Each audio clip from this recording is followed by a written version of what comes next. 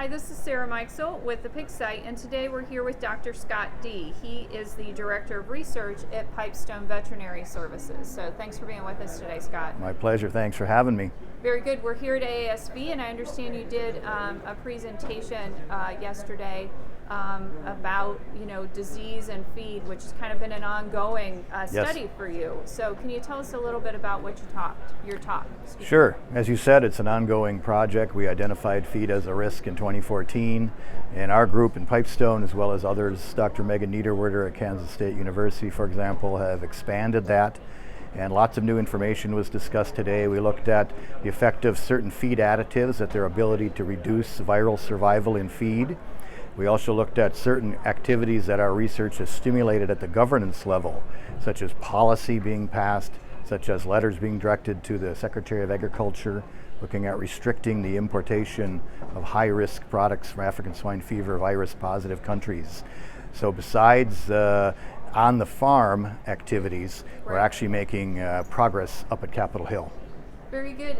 And did your research take you to some outcomes? I know you said what you were looking at, but did you get some outcomes from that as well? We learned that there are several feed additives that have a nice effect against viruses. They actually reduce the virus survival in feed. The good news is there's several of them, and so producers have options that they can use depending on their budget, their level of risk, their capabilities at the mill. The good news was that when we were mitigating the feed, it was always better than non-mitigating the feed. So pig performance is better on mitigated feed than it was on non-mitigated feed. And that's good news for producers. We've never looked at feed this way. Right. And how can we biosecure the feed supply? That's never been really evaluated. Very good. And what is the risk of feed coming in right now? And is it being tested?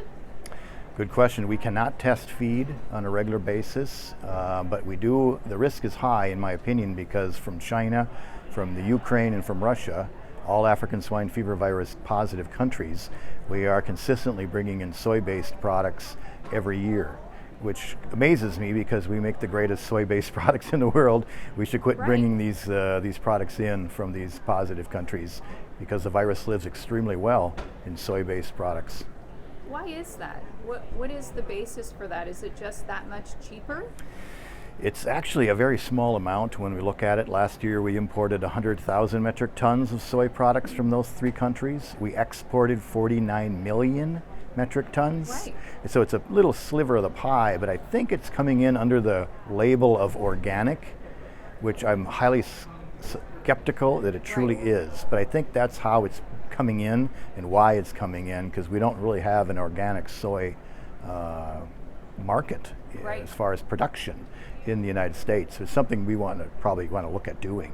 Very good. So perhaps an organic producer is bringing it in to feed them, exactly. Right? Yeah, it's coming in for organic production, either maybe on the human side or the animal side.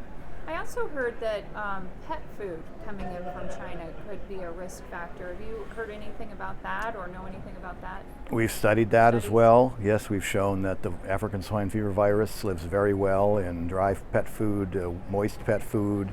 That virus lives basically in everything. So, but pet foods are a risk, that's for sure. And if they're not manufactured safely or securely and potentially contaminated and sent over, that's another thing we have to be aware of as well. There's just a lot of, so many factors of things coming in that it's hard to control, right? Yeah, the more we learn, the crazier it seems. But to me, the lowest hanging fruit on the tree would be the soy-based products based on how good we make soy. Right. And it's not that much. And so I think that would be the easiest first step. Very good. Well, thank you so much for all the information today, Scott. Thanks, Sarah. This is Sarah Mikesell with the Pig Site.